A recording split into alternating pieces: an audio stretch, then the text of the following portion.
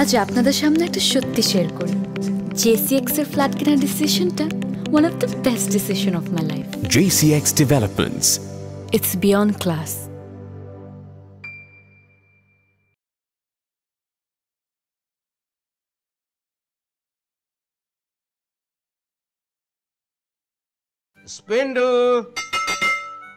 Spindle আরে কি হলো? আরে চায়ের জন্য অপেক্ষা করতে করতে আমার তো অফিস আজকে দেরি হয়ে যাচ্ছে মিসেস স্পিন্ডল। কি সব অদ্ভুত নামে ডাকাডাকি করো বলো তো? শ্যামা, টুনটুনি, কাকাতুয়া, তাও ভালো। এই স্পিন্ডল নামটা তোমার খুব পছন্দ হচ্ছে না, তাই তো? না, হচ্ছে না। কিন্তু পাখিটাকে দেখলে তোমার কিন্তু খুবই পছন্দ হবে। শীতের সময় আমাদের এই দেশে আসে, এবার আমাদের ক্যাম্পাসে জাহাঙ্গীরনগর বিশ্ববিদ্যালয়ে তোমাকে নিয়ে যাব শীতের পাখি দেখাতে, তখন দেখবে। হ্যাঁ ঠিক আছে। আচ্ছা, পাখির ছানাটা কোথায়? ওর কি আজকে স্কুল নেই? আছে, পাখির ছানা ব্রেকফাস্ট সেরে স্কুলে যাওয়ার জন্য রেডি হচ্ছে। তুমি আজকে একটু লেট করে ফেলেছো ইয়াং ম্যান। হ্যাঁ, তাই তো। আমি যদি ইরিনকে নিয়ে আজকে স্কুলে নামিয়ে দেই তাহলে তো আমার অফিসে আরো দেরি হয়ে যাবে। তুমি এদিকটা একটু ম্যানেজ করো, আমি গেলাম। তুমি নামিয়ে দেবে? মামনি, আজকে তুমি মায়ের সাথে স্কুলে যাবে। হ্যাঁ, ঠিক আছে। Bye bye bye bye.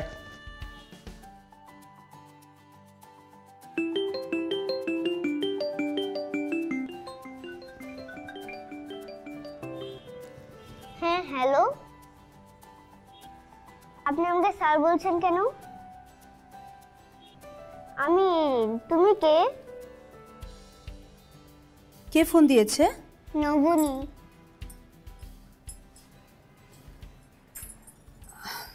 কে বলছেন?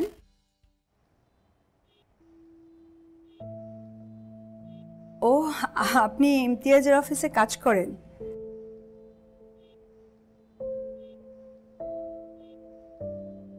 হ্যাঁ, এটা ইমতিয়াজেরই নাম্বার। ও আসলে একটু আগে বেরিয়ে গেল তো, ফোনটা বাড়িতে ফেলে রেখে গেছে। আপনি কে?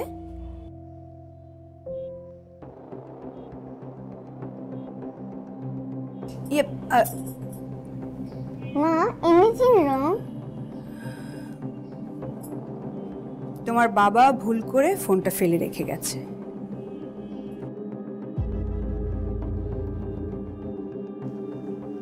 ফাইলটা সাইন করা।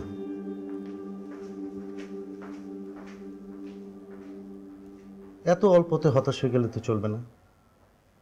কাজটা চ্যালেঞ্জিং, সেই চ্যালেঞ্জটা নিতে হবে, লেগে থাকতে হবে। আমার বিশ্বাস তুমি পারবে। গালিব ভাই, আমি আসলে পুরো বিষয়টা বুঝতে পারছি না। বিমার কথা শুনলেই অনেকে বিরক্ত হয়ে যায়। এই যে এক ভদ্রলোক, আমি তার অফিসে গেলাম, সে আমার সাথে নানান ধরনের গল্প গুজব করলো, কিন্তু যখনই আমি বিমা স্কিম নিয়ে কথা বলতে গেলাম সে কথা ঘুরিয়ে ফেললো, অজুহাত দেওয়া শুরু করলো, নানান অজুহাত দেয়। আসলে ব্যাপারটা কি শোনো, বিমা সম্পর্কে সাধারণ মানুষের একটা ভুল ধারণা আছে। প্রথমেই সেই ভুল ধারণা ভেঙে দিতে হবে। আমাদের স্কিমগুলো সম্পর্কে পরে বলবে, ক্লায়েন্টের লাভ ক্ষতির বিষয়টা আস্তে আস্তে বোঝাবে। তোমার মতো স্মার্ট একটা মেয়ে, আমার তো ধারণা ছিল অন্য কারো চাইতে তুমি কাজটা অনেক সহজে করতে পারবে। আমি মোটেও স্মার্ট না গালিব ভাই, আমি তো সুন্দর মতো গুছিয়ে কথাই বলতে পারি না, নার্ভাস হয়ে যায়। আর তাছাড়া কি, মানুষজন কাজ করতে গেলে নানা ধরনের ইঙ্গিত করে, তাই তো? এই ধরনের সমস্যা কিন্তু সব প্রফেশনেই আছে। যেখানে এই ধরনের প্রবলেম হবে সেখানে প্রতিবাদ করবে, আমাদেরকে ইনফর্ম করবে, আমরা তোমাকে হেল্প করব। এই জন্য তুমি হাল ছেড়ে দিবা? শুনলে অবাক হবা, আমি কিন্তু খুব সাধারণ একটা কৃষক পরিবারের ছেলে। ছোট ভাই বোনদের অনেক কষ্টে মানুষ করেছি। আমি যখন অনার্সে পড়ি তখন এই কোম্পানিতে জয়েন করেছিলাম, লেগেছিলাম বলে আজ এই পজিশনে আসতে পেরেছি। কষ্ট না করলে কি কেষ্ট মেলে? মেলে না। সো চিয়ারা, তুমি পারবে, নিজের উপর আস্থা রাখো। Try to give your best effort. আর টার্গেট মাথায় নিয়ে কাজ করার কোনো দরকার নেই। চেষ্টাটা চালিয়ে যাও, তাহলেই হবে। আমি তো আছি। থ্যাংক ইউ গালিব ভাই। তোমার যদি কোথাও কোনো প্রবলেম হয় আমাকে ইনফর্ম করবে। Be concentrate on your job.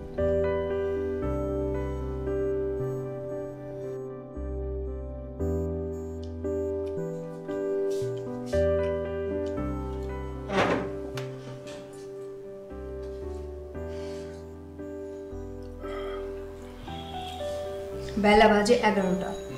রোজই কি এরকম দেরি করে নাস্তা করিস? চাপা থাকে তো হলে, সব কিছু কি মেনটেন করা যায় বল? থাকিস কেন হলে?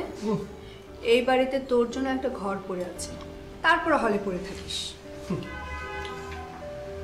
হলের লাইফটা যদি এনজয় না করি তাহলে এত কষ্ট করে পাবলিক ইউনিভার্সিটিতে ভর্তি হলাম কেন?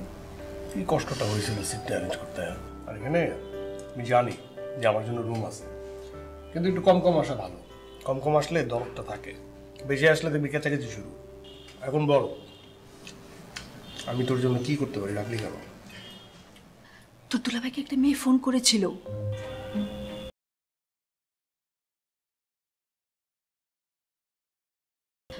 তোর দুলাভাই আজকে ভুলে ফোনটা বাসায় ফেলে রেখে চলে গেছে। তারপর মেয়েটা ফোন করছে? হ্যাঁ।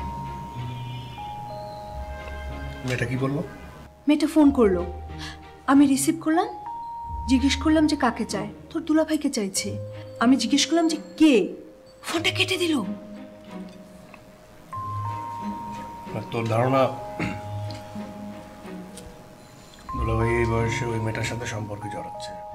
ওই মেয়েটা তোর দুলাভাইয়ের নাম ধরে ডাকলো। আমি কি করব? তুই কি করবি মানে? ওই মেয়েটার আসল পরিচয় বের করতে হবে। তোর দুলাভাইয়ের সাথে কি সম্পর্ক সেটা জানতে হবে। ওই মেয়েটার নাম নবনী। নবনী? নবনী মানে হচ্ছে ননি, ননি মানে মাখন। আর দুলাভাই এই বয়সে মাখনে মজেছে। ফাজলামি করবি না তো তপু। আমি বলে ভাজলাম, তুমি বলে ঠিক। তোমার কথা তো আমি বললাম, সে তো মাখনেই মজেছে। আরে আমি, তাই না? নবনী নাম বের করতে হবে। হ্যাঁ তাই করতে হবে। এখন তুমি নাস্তাটা খাও। এটাই তো বললাম, এই মাখনে মজেছে এই বয়সে।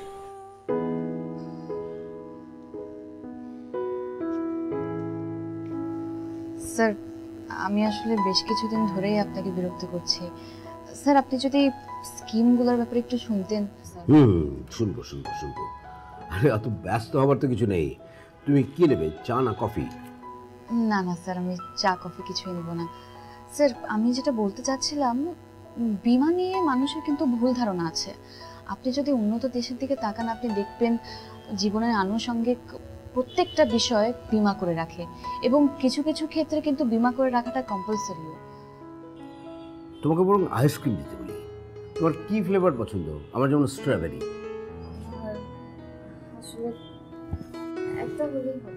না না না, এটা তো কোনো কথা হলো না।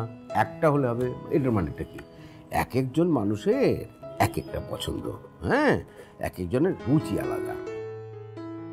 মনে করো একজন আরেকজনকে পছন্দ করে পুরো জীবনটা কাটিয়ে দিতে পারে। এই ধরো আমার যেমন ঋতুর মধ্যে পছন্দ হচ্ছে বর্ষাকাল, আর পাখির পছন্দের হচ্ছে শীতকাল। পাখি? ও, পাখি সম্পর্কে তোমাকে তো কিছু বলাই হয়নি। আমার সংসারটা হচ্ছে পাখির সংসার। এই শীতকালে অতিথি পাখিরা আসবে আমাদের দেশে, তখন এই পুরো ঋতু জুড়ে ওকে এক এক দিন এক একটা পাখির নামে ডাকা হবে। হ্যাঁ, যেমন আজকে ওর নাম দেওয়া হয়েছে স্পিন্ডেল। স্পিন্ডেল পাখি তুমি দেখেছো? না স্যার, আসলে আপনি যে কথাগুলো বলছেন এর কিছুই আমি বুঝতে পারছি না। আরে কেটে দিচ্ছ কেন? ধরো, ফোন ধরো, অসুবিধা নেই, ধরো, ইচ্ছা হলো ধরো। হ্যালো, আপনি কাকে ফোন করেছেন?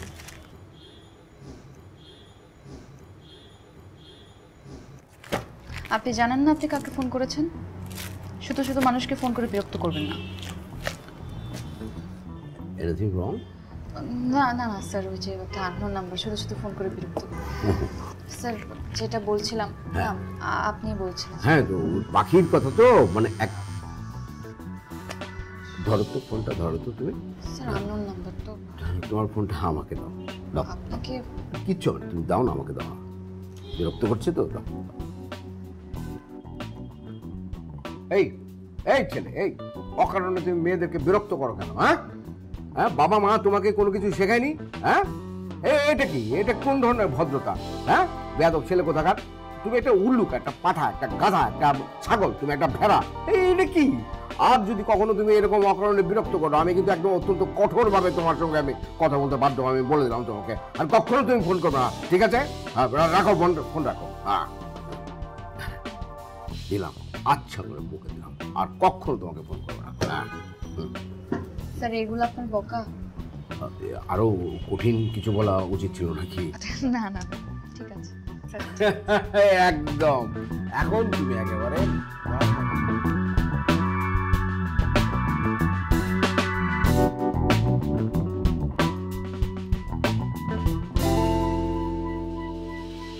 কিরে, চুপ করে আছিস কেন? কি বললো মেয়েটা?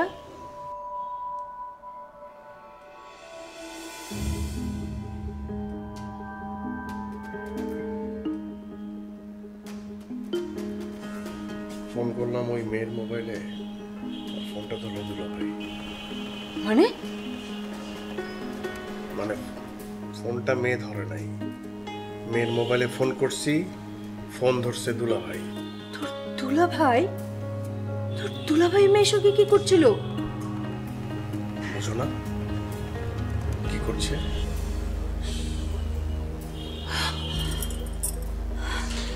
আমি আগেই সন্দেহ করেছিলাম।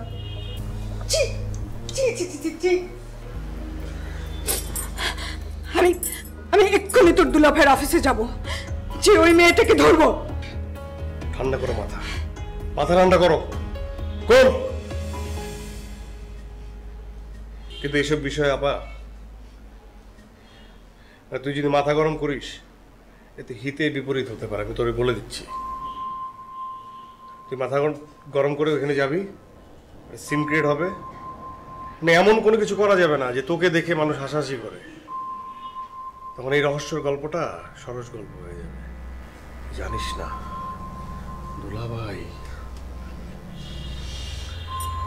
আমাকেই করতে হবে যা করার। কি করতে হবে? কি করবি তাহলে? বল, তুই কি করবি? ইন্টারোগেশন। দুলাভাইকে প্রশ্ন করবো, সেই প্রশ্নের উত্তর তাকে দিতে হবে। সে খুব খারাপ করলো আমার সাথে, খুব। আর সে যদি ঠিক ঠিক প্রশ্নের উত্তর না দেয়, তাহলে আমি অন্য কিছু ভাববো, অন্যভাবে ভাববো। তুই আমার বোন না, তুই আমার উপর বিশ্বাস রাখ, আমি এমনি ছাড়বো না। সবার আগে জানতে হবে ওই মেয়ে ও কি করে। নবনী, অনেকক্ষণ ধরে তোর ফোন বাজছে, আমি ধরবো? কে? Unknown number. এটা তো ওই নাম্বার। সারাটা দিন বিরক্ত করছে আমাকে। কে? জানি না কে। আননোন মানে ফোন করে বলে কি, আপনার পরিচয়টা একটু দেন, আপনার পরিচয়টা আমার জানতে হবে। আরে বেটা, তুই ফোন করছিস, তুই বল তুই কে। ইন্টারেস্টিং। ইন্টারেস্টিং এর কি দেখলি এখানে? এরকম ফেসবুকের যুগে আজকাল কেউ এরকম করে না। তুই একবার কথা বলেই দেখ না, আসলে সে কি জানতে চায়। এই যে আবার ফোন দিছে। এই যে আননোন নাম্বারগুলো ব্লক করে কিভাবে? নাম্বার ব্লক করে কি হবে? যে কল দেওয়ার সে অন্য নাম্বার থেকে আবার কল দিবে। কি জ্বালা, ফোন দিয়েই যাচ্ছে। আচ্ছা আচ্ছা, কাটিস না, আমাকে দে। কি বলবি? কে বলছেন? দেখুন দেখুন, আমি আপনাকে, আমার কথা শুনুন। আপনার পরিচয়টা জানা আমার খুব দরকার। আপনি আমার সঙ্গে কোঅপারেট করুন, বারবার ফোন কেটে দিবেন না। আমার পরিচয় জানতে চাস তো? আমাকে তুই চিনিস না? না চিনি বারবার ফোন করে যাচ্ছিস। আরে গাধা, আমি তোর ঘষেটি খালা। এবার চিনতে পারছিস? বেয়াদব ছেলে। এই, আপনি বেয়াদবের মতো কথা বলবেন না। আমি আপনার সঙ্গে সিরিয়াস বিষয়ে কথা বলছি। আপনার পরিচয় জানা আমার খুব দরকার। আপনি আমাকে বলেন যে আপনি ইমতিয়াজ নামে কাউকে চেনেন? একদম কথা পেঁচাবি না, হারামজাদা। ফোন রাখ। আর একবার যদি ফোন করছিস না, তাহলে তোর খবরই আছে। আর তোকে যদি আমি সামনে পাইতাম, থাপড়ে তোর দাঁত ফালাই দিতাম। রাইট। এত কিছু বলার তো দরকার ছিল না, এখন আরো জ্বালাবে। কেমন দিলাম বল? আমার মনে হয় না আর ফোন করবে। তবে যাই বল, ছেলেটার ভয়েস কিন্তু অনেক সুন্দর। তুই চাইলে কথা বলতে পারতি। বড়লোকও তো হতে পারে। এরকম ক্রস কানেকশন থেকে ঘুটে কোরআনের কপালে রাজকুমার জোটার অনেক হিস্ট্রি আছে। রূপা, জীবনটা রূপকথ অনেক কঠিন, বুঝলি?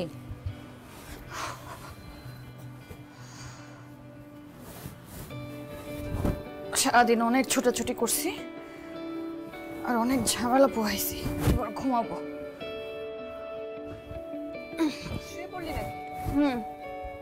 অনেক টায়ার্ড আমি।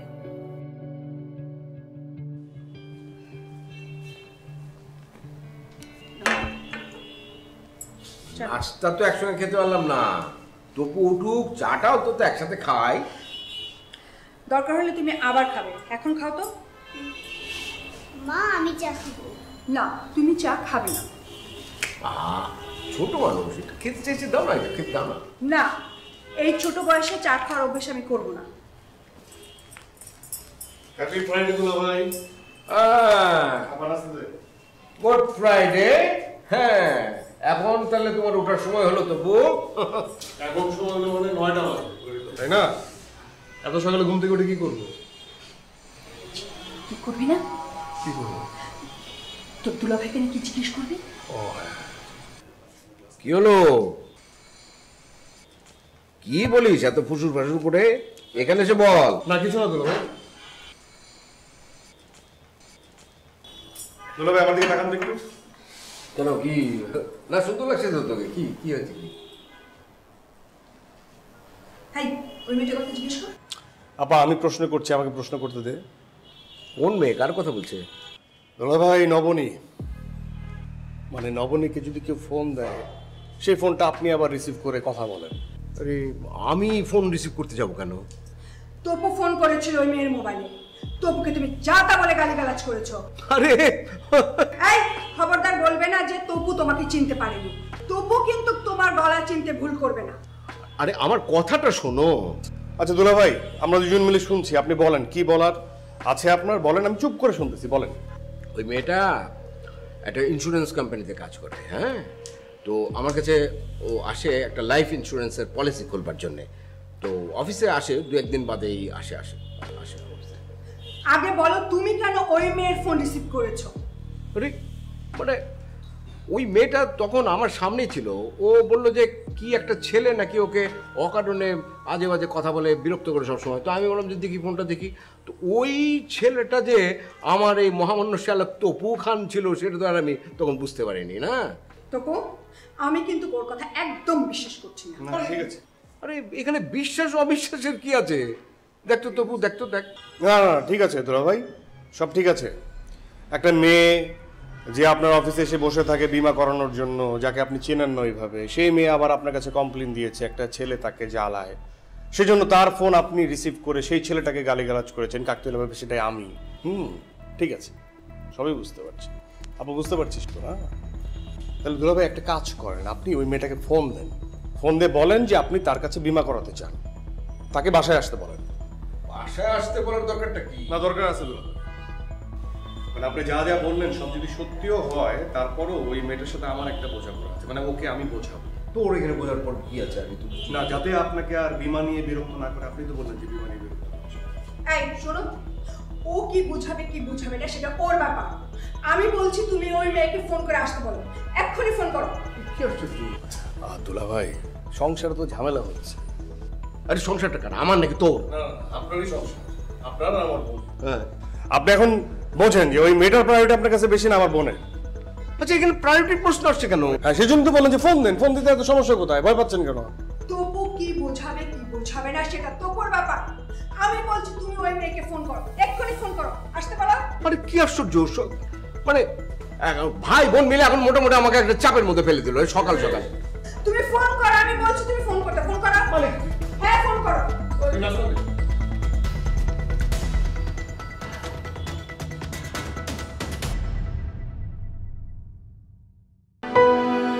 The futuristic and fabulous wellness clinic of European Villa. EW Villa Medica, Bangladesh. কে তুই কি যাবি? তুই বের হলে আমি লাইভে যাব।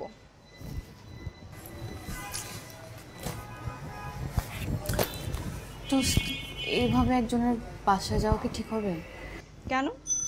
লোকটা কি খবিস? না, এমনিতে ভদ্রই তো মনে হয়, কিন্তু অফিসে যেই কয়বার গেছি তখন মানে বিমার কথা না বলে সে কি খাবো না খাবো, চা, আইসক্রিম, কফি এইসব নিয়ে কথা বলতে থাকে। স্কিমের কথা বললে কথা ঘুরায় ফেলে, কিন্তু এমনিতে ভদ্রই মনে হয়েছে আমার। তাহলে বাদ দে, যেতে হবে না। বাদ দেব না, ভাবছিলাম অফিসে উনি যদি করে তাহলে উনার দেখা দেখি তো আরো কয়েকজনও করতো।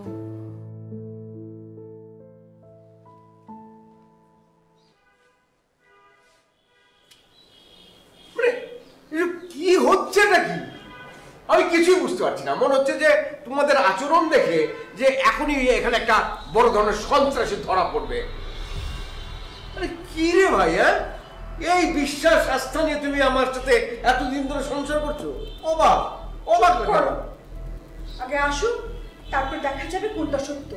আচ্ছা চুপ কর তো, তুই কোনো কথা বলবি না, একবার যা বলার আমি বলবো, ঠিক আছে? হ্যাঁ দুলা ভাই, আপনি দয়া করে কোনো কথা বলবেন না। আচ্ছা ঠিক আছে, যা বল। আমি দেখতেছি।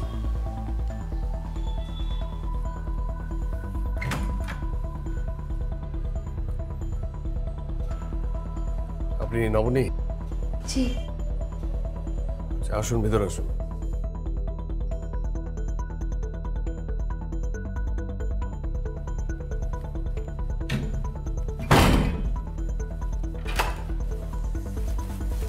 আসেন।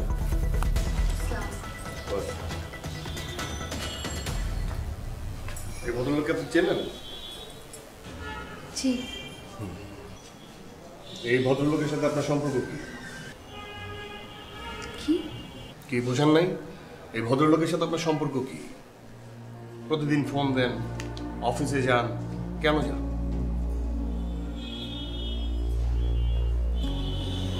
দেখুন, আমি আসলে একটা ইন্স্যুরেন্স কোম্পানিতে কাজ করি, আর কিছু বিমা স্কিম নিয়ে তার সাথে কথা বলছিল। তাই দিল ভাই, দেখি আপনি ইন্স্যুরেন্স কোম্পানিতে কাজ করেন, আপনার কার্ড টার্ড নাই তো? ঝুলাই ঝুলাই ঘুরে তো দেখি। নাই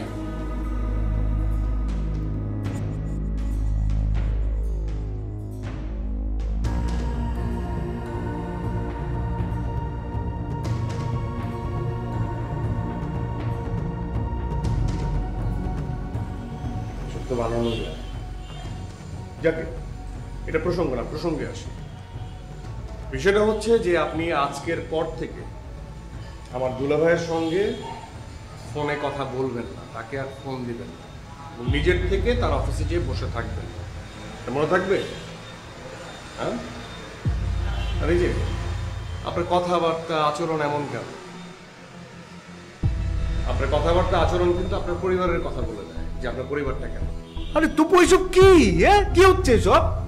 আরে দুলা ভাই বলতে দাও না, তুমি তো সবকিছু জানো না, আমাকে বলতে দাও। কালকে তো খুব বললেন, সামনে পেলে একদম থাপড়ায় দাঁত পালাই দিলেন। পালাম দেখি, কি আপনি কি ওইটা কি কি জি আসলে ওইটা না, এখন কি মুখ দিয়ে কথা বেরোচ্ছে না? কালকে তো খুব চিৎকার করে কথা বললেন। হ্যাঁ, এক এক সময় এক এক কথা বলেন নাকি? আপনাদের কাজটাই এমন, এক একজনের সাথে এক একভাবে কথা বলতে হয় নাকি? কাজের জন্য সবকিছু করে ফেলতে পারে। আমার চোখে আপনি একটা রাস্তার মেয়ে, আপনার পরিবার আপনাকে রাস্তায় নামাই দিল, পরিবারের কথা চিন্তা করলেন না?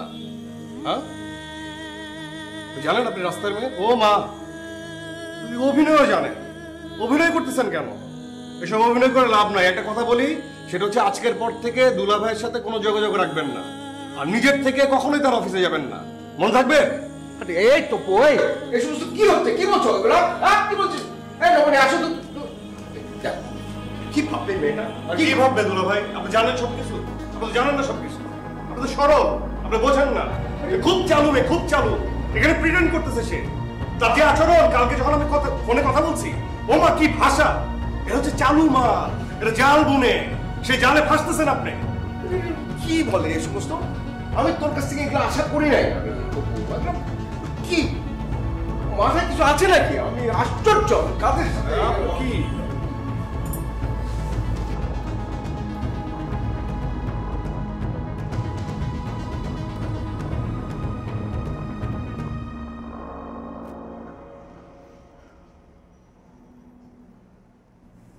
আমি জানি এই ঘটনায় তুমি অনেক কষ্ট পেয়েছো, সেটাই স্বাভাবিক। তাই বলে তুমি চাকরি ছেড়ে দেবে? অবনী, আমি চাই না তুমি হেরে যাও। এই একটা ঘটনা তোমার জীবনকে পাল্টে দিতেও পারে। কিছু পাল্টাবে না গালিব, কিছু পাল্টাবে না। মানুষের ধারণা কখনো পাল্টাবে না। আমি কোনোভাবেই স্বাভাবিক হতে পারছি না। বারবার ওই মানুষের কথাটা আমার মনে পড়ছে। আর যা বলেছে ঠিকই তো বলেছে। আমি তো রাস্তারই মেয়ে, সারাদিন রাস্তা রাস্তায় ঘুরে বেড়াই, মানুষের অফিসে, মানুষের বাসায়। ঠিকই বলেছে। আপনি কিছু মনে করবেন না গালিব ভাই, আমাকে নিয়ে আর এটা হবে না। আমি আর পারবো না এই কাজ করতে। ক্ষমা করে দিবেন আমাকে। এই ঘটনায় তুমি এরকম ভেঙে পড়ছো কেন? এই দেশে কত শত ছেলে মেয়ে রোজ স্ট্রাগল করছে, কেন জানো? জীবনের প্রয়োজনে।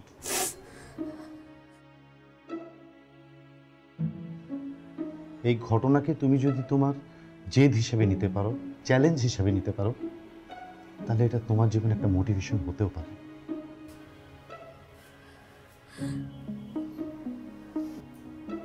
আমি তোমাকে জোর করবো না, তবে চাকরি ছেড়ে দেবার আগে তুমি আরেকবার ভাবতে পারো।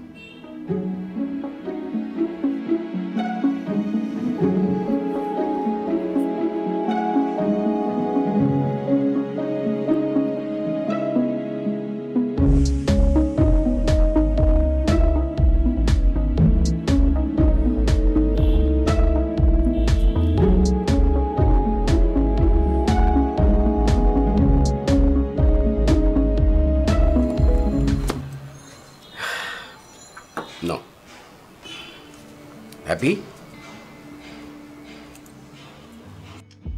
স্যার, একটা প্রশ্ন করি। স্যার, গতকালকের ঘটনার পর আপনি কি আমার উপর করুণা করলেন?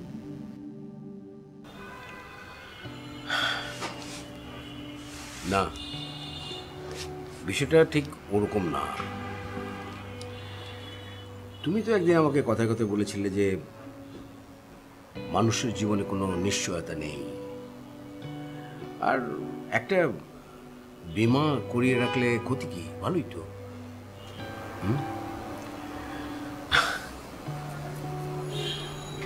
তাছাড়া আমার একটা ছোট বোন ছিল,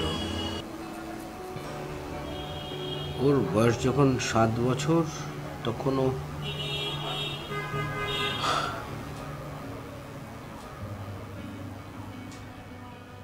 তাই এখন ভাবলাম যে এই বোনটার জীবন সংগ্রামে তার পাশে আমার থাকা উচিত। Thank you so much sir. Sir, আমি তাহলে আসি। আপনাকে আবারও ধন্যবাদ। যাবে? জি স্যার। Best of lakh.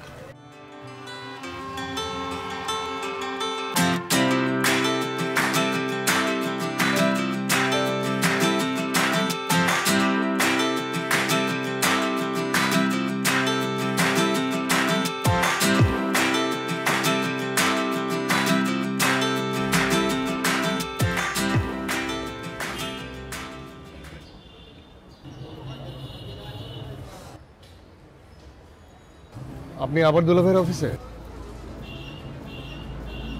সমস্যাটা কি আপনার? আচ্ছা, আপনাকে যে আমি এত করে অপমান করলাম, তারপরে আপনার লজ্জা হয় না? আপনি আজকে আবার দুলাভাইয়ের অফিসে এসে হাজির? পথ ছাড়ুন, আমার যেতে হবে। না না, আপনি আমাকে অ্যান্সার করেন না যে আপনি কেন দুলাভাইয়ের অফিসে। দেখেন, আপনার হয়তো বা জানা নেই, প্রত্যেকটা মানুষের জীবনে অনেক কষ্ট আছে, সংগ্রাম আছে। সবাই নিজের মতো করে যুদ্ধ করছে। আপনার অপমানটা আমি গায়ে মাখলে আমার পেট ভরবে না, জীবনও চলবে না। আশা করছি আপনি বুঝতে পারবেন।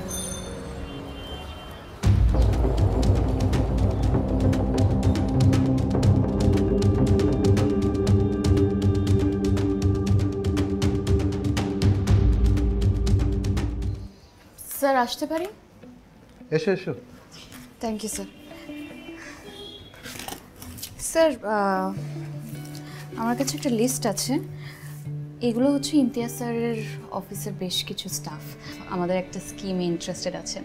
আর ইমতিয়াজ স্যার কিন্তু নিজে পুরো দায়িত্ব নিয়ে ব্যাপারটা দেখছেন। That's great. কি বলেছিলাম মনে আছে? চাকরিটা ছেড়ে দেবে। তোমার এই হাসিটার দাম কত বলো তো? গালিব ভাই ঠিক বুঝতে পারিনি। আমি দাম দিয়ে হলেও তোমার এই হাসিটা কিনতে চাই। Anyway, best of luck. জি থ্যাংক ইউ স্যার। স্যার আপনার দেখা শেষ হলে আমাকে কল। Okay thank you. হতে চান আমার প্রতিবেশী? তাহলে আজই JCX এ ফ্ল্যাট বুক করে চলে আসুন। JCX Developments. বন্ধন সীমাহীন।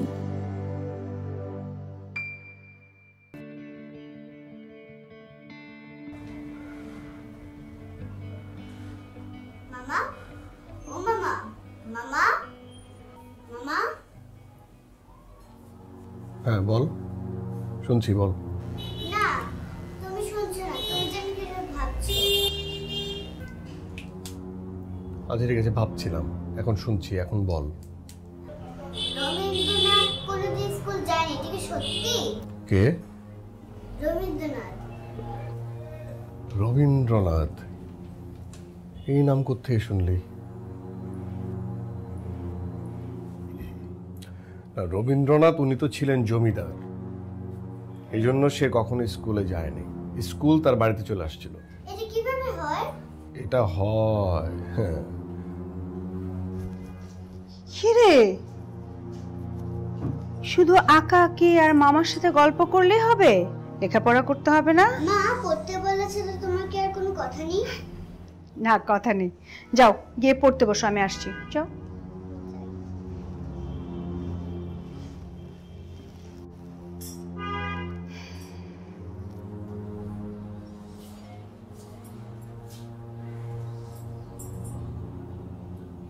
কিরে, তোকে এরকম লাগছে কেন?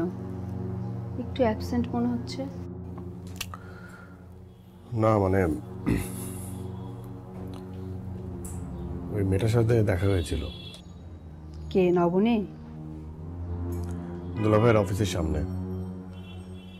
আজকে আবার দুলাভাইয়ের অফিসে গিয়েছিল। তুই কিন্তু কালকে ওকে খুব অপমান করেছিস, একটু বেশি হয়ে গেছে। মেয়েটাকে ভালো করে দেখেছিস? কেমন একটা মায়া আছে ওর মধ্যে। তোর কথা শুনে তো কেঁদেই ফেললো। আমার কিন্তু খুব খারাপ লেগেছে।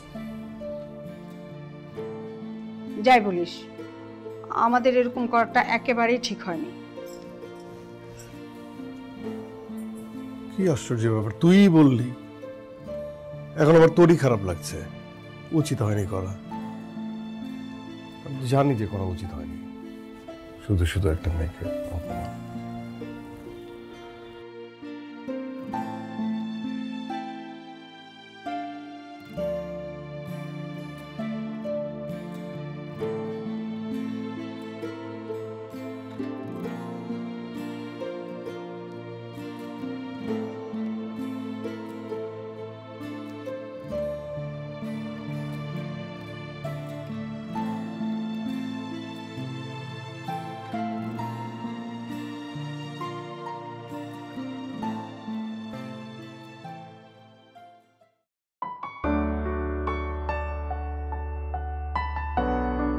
আমার চোখে আপনি একটা রাস্তার মেয়ে, আপনার পরিবার আপনাকে রাস্তায় নামায় দিল। প্রত্যেকটা মানুষের জীবনে অনেক কষ্ট আছে, সবাই নিজের মতো করে যুদ্ধ করছে। আপনার অপমানটা আমি গায়ে মাখলে আমার পেট ভরবে না, জীবনও চলবে না। আমাদের এরকম করাটা একেবারেই ঠিক হয়নি।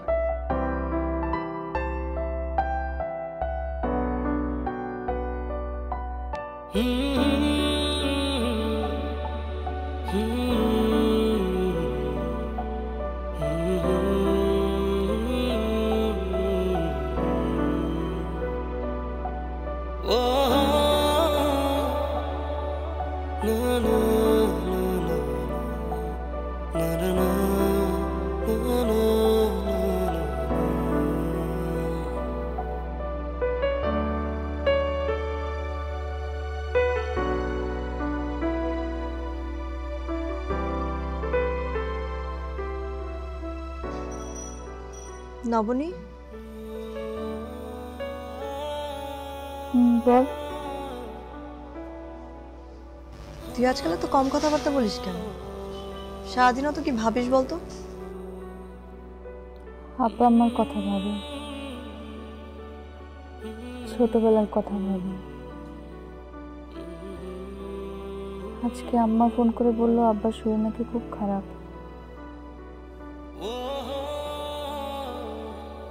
জানিস রূপা, ছোটবেলায় না আমরা ভাই বোনরা আব্বার অফিস থেকে বাড়ি ফেরার অপেক্ষা করতাম, কখন আব্বা ফিরবে, আমাদের জন্য কিছু নিয়ে আসবে। বেশি কিছু না পারলেও আব্বা অন্তত সবার জন্য একটা করে চকলেট নিয়ে আসতো, তাতেই আমরা অনেক খুশি। আর এখন ব্যাপারটা একদম উল্টা হয়ে গেল। আব্বা অপেক্ষা করে আমার জন্য,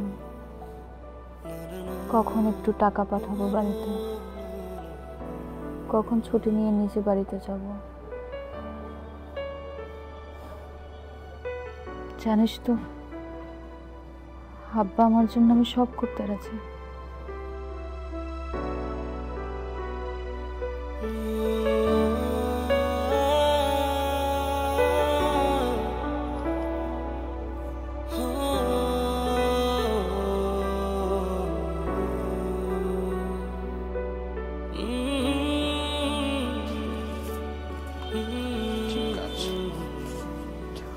এই গুড আফটারনুন ইয়াং লেডি।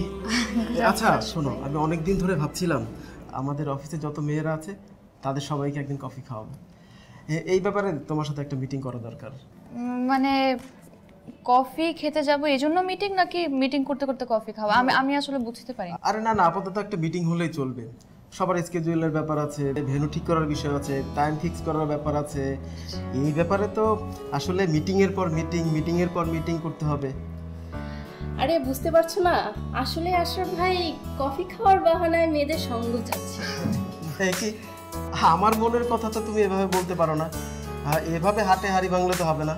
আচ্ছা আশরাফ ভাই, না না না, আমি এখন আসলে শুনতে পারবো না, আমার ছোট্ট একটা মিটিং আছে। আপনারা কথা বলতে থাকেন, মিটিংটা ফিক্স করতে থাকেন, কোন দিন কফি খাবো আমি এসে কথা বলছি। আচ্ছা চলো, তোমার সাথে মিটিংটা সেরে নিই, চলো।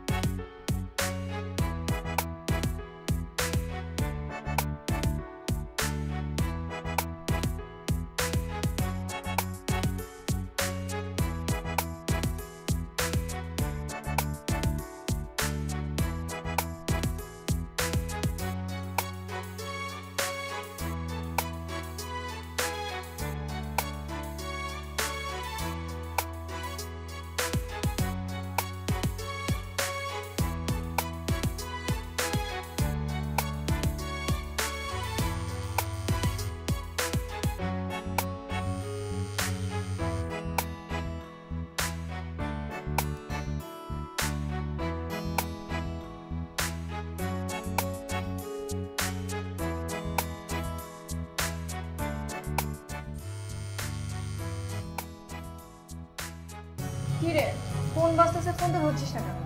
না ধরে সাইলেন্ট করে রাখ।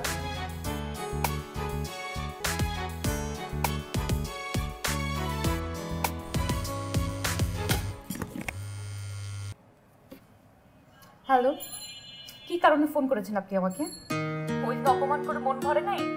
আরো অপমান করতে চান? ঠিক আছে, করেন, মন ভরে অপমান করেন। আপনার অপমান শোনার জন্য আমি প্রস্তুত আছি। আর কি কিভাবে অপমান করতে পারেন আমি আসলে শুনতে চাই, বলেন।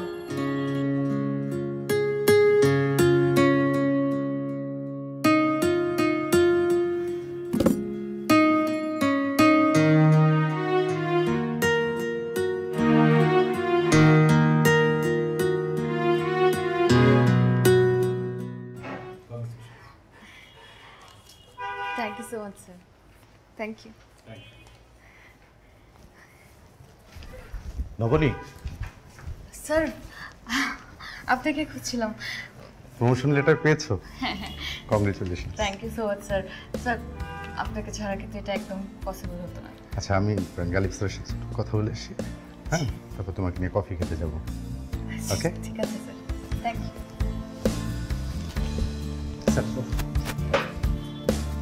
এই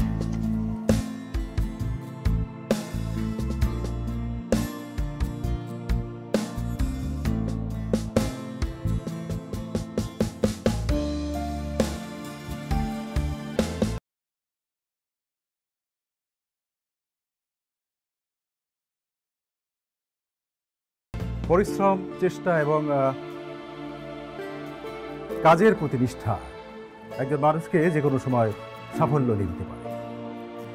মাত্র 4 বছরে আমাদের কোম্পানির একজন বীমা কর্মী সেটা প্রমাণ করে দিয়েছে, নিজেকে দেশের সেরা একজন বীমা কর্মী হিসাবে প্রতিষ্ঠিত করে দায়িত্বের সাথে কাজ করে গণমাধ্যমের খবরে জায়গা করে নিয়েছেন। শুধু তাই নয়, আমাদের কোম্পানির নিয়মিত কাজগুলোর পাশাপাশি সোশ্যাল মিডিয়ায় লেখালেখি করে বীমাটাকে সাধারণ মানুষের কাছে পৌঁছে দিয়েছেন, তাদেরকে উৎসাহী করে তুলেছেন। আজকে এত সব আয়োজন সেই মানুষটিকে ঘিরে, যার জন্য আমরা গর্ববোধ করতে পারি। আমরা সবাই তার উত্তরোত্তর সাফল্য কামনা করছি। ধন্যবাদ।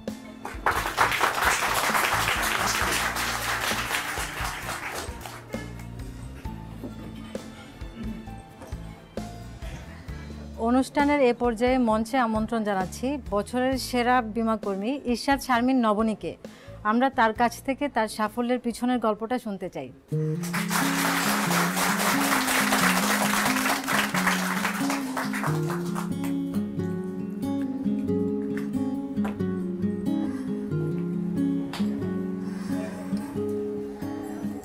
আসসালামু আলাইকুম সবাইকে, শুভ সন্ধ্যা। সবার আগেই আমি ক্ষমা চেয়ে নিচ্ছি, কারণ আমি খুব গুছিয়ে কথা বলতে পারি না। কথা বলতে গেলে একটু নার্ভাস হয়ে যাই, তাই ক্ষমা সুন্দর দৃষ্টিতে দেখবেন। সবার আগে আমি কৃতজ্ঞতা জানাতে চাই আমার সহকর্মীদের। তাদের সাথে কাজ করতে করতে তারা এখন আমার পরিবারের সদস্যর মতো হয়ে গেছে, এবং তারা যদি আমার পাশে না থাকতেন আমি এত কিছু অর্জন করতে পারতাম না। এবং আমি ভালোবাসা দিতে চাই দেশের প্রত্যেক বীমা কর্মীদের। আমার আসলে তেমন কিছু বলার নেই, কিন্তু এটুক বলতে চাই আমার এই জার্নিটা খুব একটা সহজ ছিল না। অনেকবার ভেঙে পড়েছি আমি, কিন্তু আমাকে আমার সহকর্মীরা সব সময় উৎসাহ দিয়েছেন। যতবার ভেঙে পড়েছি তারা আমার কাঁধে হাত রেখেছেন এবং বলেছেন এই জীবন যুদ্ধটা আমার লড়তে হবে, এগিয়ে যেতে হবে। এবং আমি তাদের কথা রেখেছি, সেই চেষ্টাটাই করেছি, আর আজ আপনাদের সবার সামনে দাঁড়িয়ে আছি।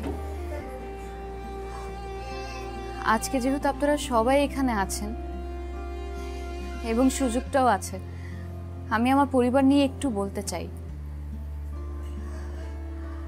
আমি একজন নিম্ন মধ্যবিত্ত পরিবারের মেয়ে।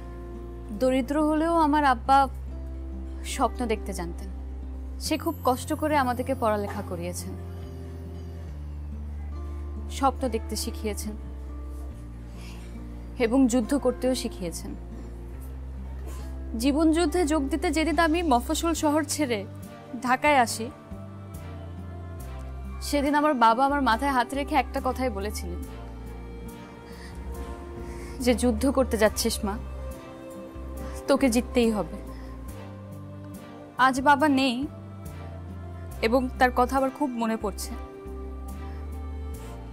হয়তো আজকে এই অবস্থানে আমাকে দেখলে সে অনেক গর্বিত হতেন।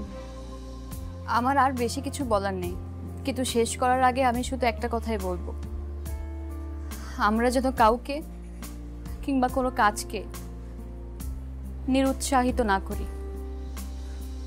কাউকে কখনো ছোট না করি কিংবা ছোট না মনে করি।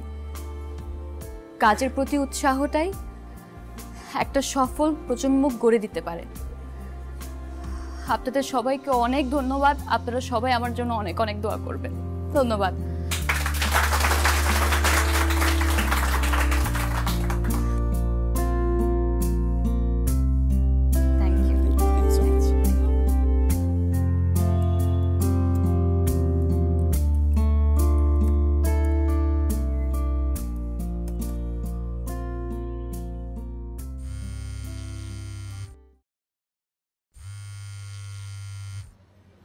হ্যালো।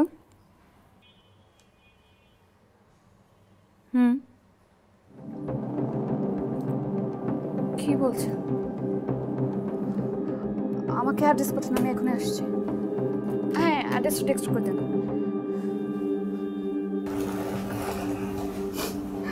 আপা আপা আর কাঁদিস না। কি করব? ডাক্তার তো বললো অনেকগুলো টাকা লাগবে, কোথায় পাবো এত টাকা বল? আচ্ছা আপা, তোর মনে আছে যে আমাদের পুকুরটা একজন কিনতে চেয়েছিল? তার সঙ্গে আমার কথা হয়েছে, সে অ্যাডভান্স পাঠাবে। আরও কয়েকজনের সাথে কথা হয়েছে, তারাও টাকা পাঠাবে, তারাও সাপোর্ট দেবে। তুই চিন্তা করিস না, টাকার ব্যবস্থা হয়ে যাবে। কাঁদিস না।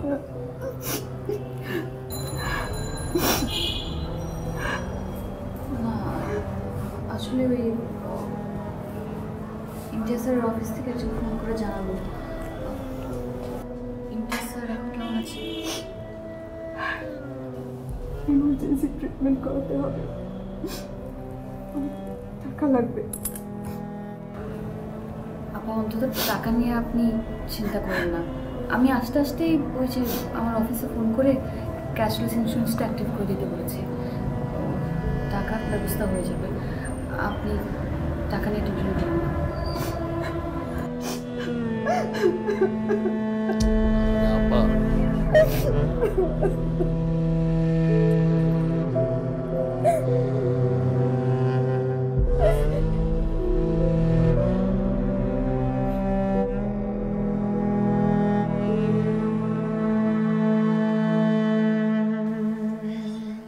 নাও ভাই, চা নাও।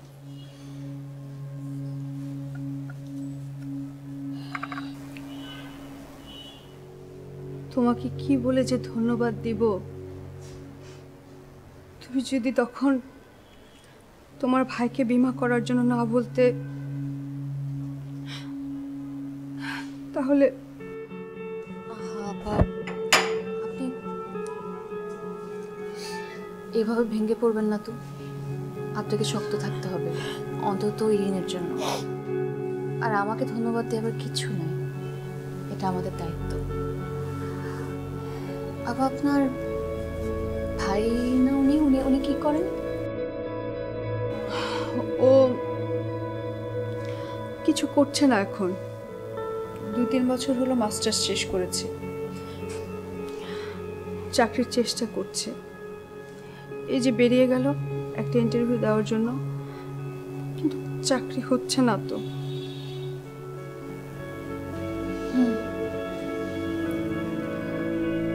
আপা আজকে যে কারণে আপনার কাছে আসা, আসলে দিন তাড়াহুড়ো আপনাকে বলতে পারিনি। ইমতিয়াজ স্যার কিন্তু স্বাস্থ্য বিমার পাশাপাশি ইরিনের জন্য শিক্ষা বিমা করেছিলেন। আগামী 12 বছর আমাদের ইরিন আমাদের কোম্পানি থেকে বৃত্তি পাবে। আমরা তো তোমার কাছে ঋণী হয়ে গেলাম, অনেক ঋণী। আবারও একই কথা বলছেন। তোমাকে কিভাবে ধন্যবাদ দেব আমি বুঝতে পারছি না। আপনাকে ধন্যবাদ কিছু, বললাম তো এটা আমাদের দায়িত্ব। শক্ত হন। ইরিন কোথায়? আচ্ছা, ওর রুমে।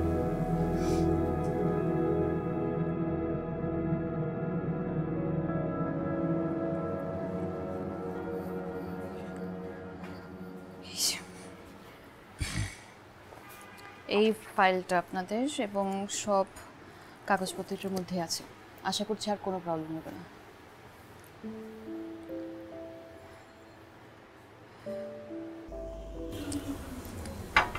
আপনি আমাদের জন্য অনেক করলেন।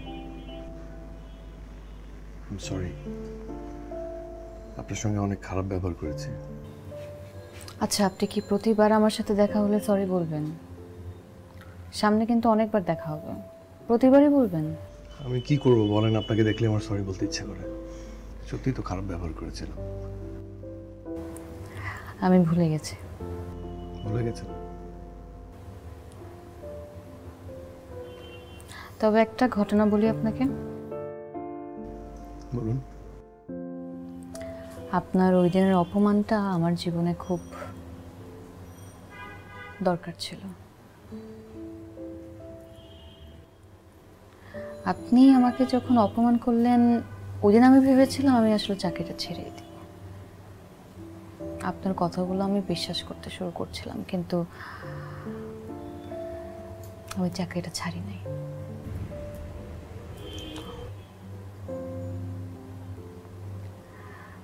অবশ্যই পুরোপুরি কৃতজ্ঞতাটা আমার দিতে হয় আমার কলিগদের, আমার সিনিয়র স্যার,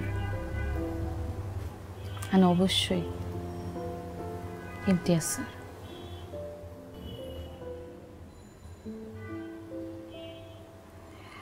ইমতিয়াজ স্যারের সাথে আমার কিন্তু নিয়মিত যোগাযোগ ছিল। ইনফ্যাক্ট প্রিমিয়ামের জন্য আমি ওনার অফিসে যেতাম। আপা বললেন আপনি এখনো আপনার মন মতো চাকরি নাকি পাননি, খুঁজছেন। হ্যাঁ, আপা এটাও বলে দিয়েছে। সবই তো জানেন। একটা কথা বলি, জি। কোনো কাজ কিন্তু ছোট না, মানে খুব ছোট থেকেও কিন্তু শুরু করা যায়। এই যে ধরেন আমি কিন্তু এখন ওই রাস্তায় রাস্তায় ঘুরি না, কিংবা দরজায় আমার আন্ডারে কিন্তু এখন অনেকজন কাজ করে না। আমি এমনিই বললাম, খোঁচা দিচ্ছি না।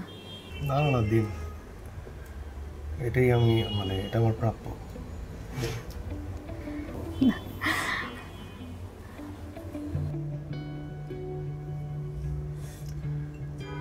একটা বিষয় কি জানেন, আপনি খুব ভালো একজন মানুষ। আপনি খুব সহজভাবে সবকিছু ভাবতে পছন্দ করেন, যেটা আমি হয়তো বা পারি না। দেখি, আমিও ভাবছি আপনার মতো করে যদি ভাবা যায়।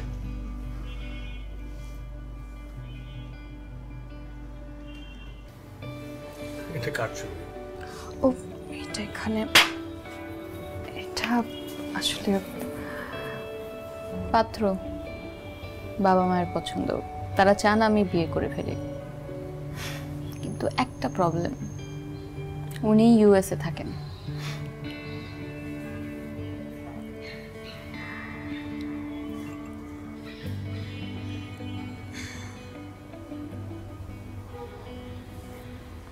আপনি কি?